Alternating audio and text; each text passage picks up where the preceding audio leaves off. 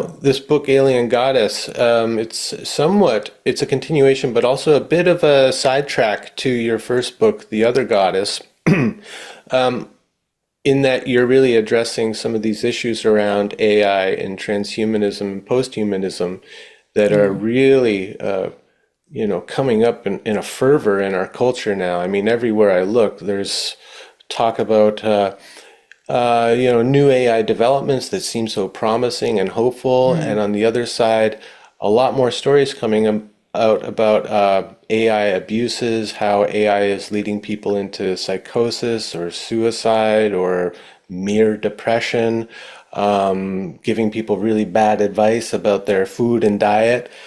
And, for a couple of years now, watching this from my perspective, which is really focused on the soul, my bumper sticker about all of this is anytime you outsource your thinking or creativity to AI, you're giving up a piece of your soul. And that's been my clarion cry, just trying to get people's attention to the effect that their engagement with this technology is having on them.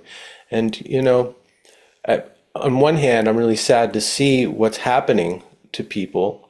On the other hand, I'm kind of glad because I think people will actually start to wake up. And maybe we're starting to see some of the pushback now with the boycotting of ChatGPT and OpenAI. But we'll see. We'll see where it goes because, ChatGPT bad, but here's its nicer, friendlier, more ethical alternative, Cloud GPT, right? Yeah. And I think there'll be a lot of this going on, So obviously this book is a response to what's going on in the world, but I would love to hear from you kind of your take on it. What's the lay of the land? What are we dealing with from your perspective? So perhaps I'll first start with the genesis of the book. So because which was extremely complicated for me. So every time you write, about the soul, you go through personal transformation as well. So that was a huge yogic fire or tapasya, right, for me, because I read a book by my favorite academic and a beautiful writer, Diana Pasuka, about non-human intelligences, and I completely adore her. And then the last interviewee in this book called Simone, or Moon Lady, she's actually talking about, she's a great proponent and enthusiast of transhumanism and posthumanism.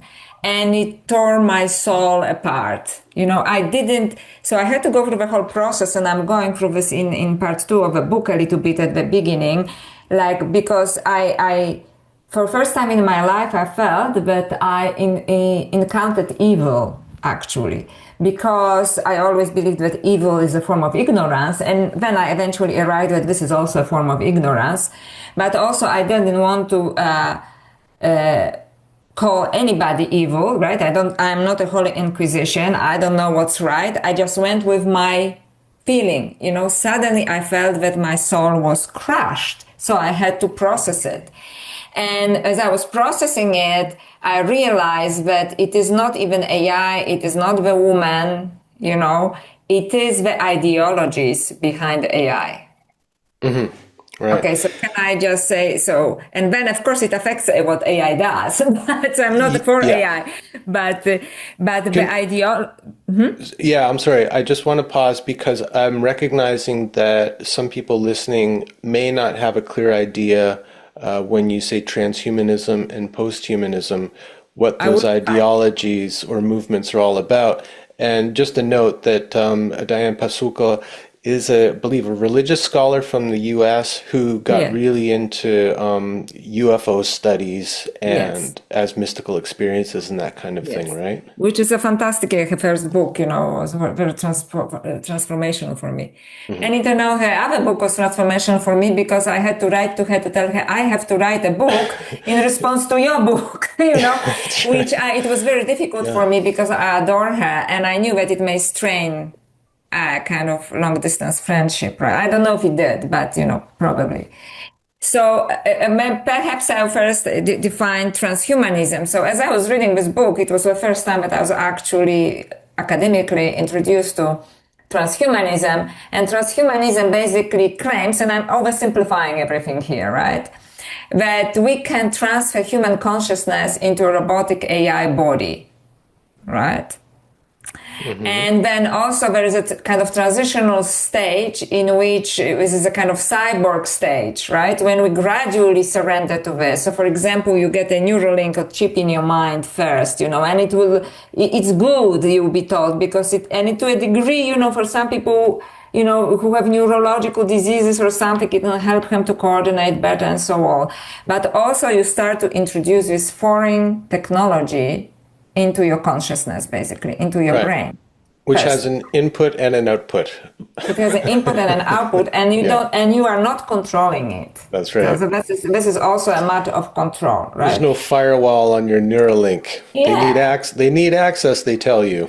Yeah, they need access denied, so this is one thing.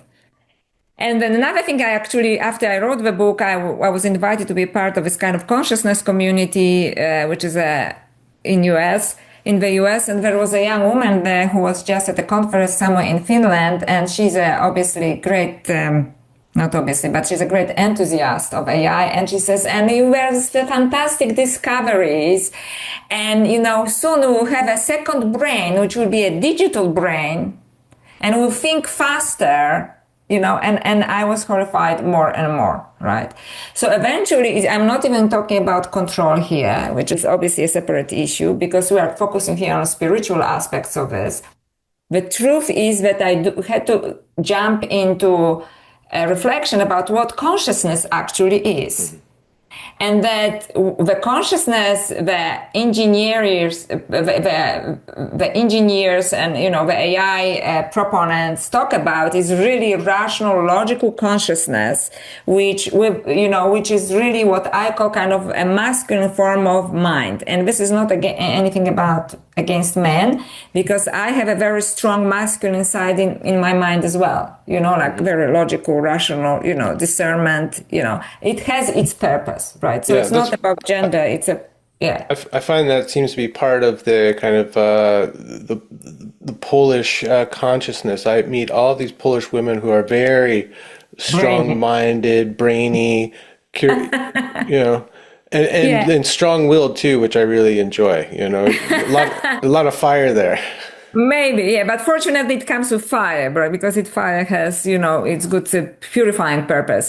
Yeah. So this is not to, but this is the dead end of this kind of form of consciousness. It's transhumanism or, AI, right?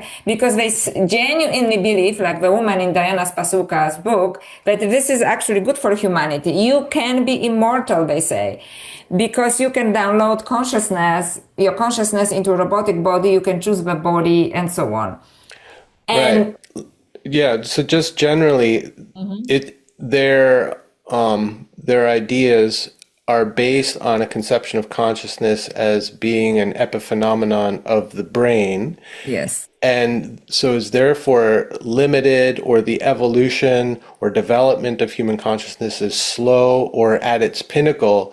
And now with the technology, we can kind of upgrade our consciousness. exactly. But fundamentally, it's based on a very limited neurobiological concept of consciousness.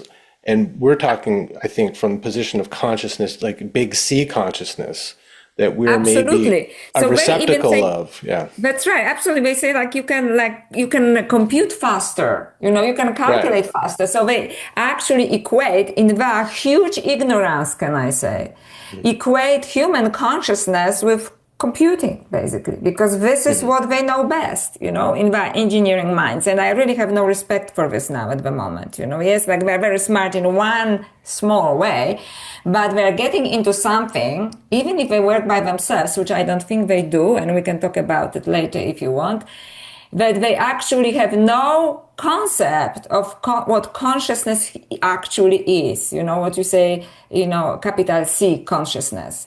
And in just for the sake of simplification, I call it like kind of goddess consciousness or intuition or intellection or buddhi, right? This is this other form of consciousness that is available for us, which is more holistic, that is more intuitive, which is more soul oriented, which is more heart oriented, or what I prefer to use soul, because heart is often associated with, also confused emotions and so on. So I prefer to say soul, higher actually form of consciousness, which has actually been suppressed for millennia now, mostly by organized religions, but also by society in general. I think there is some kind of agreement about it, actually.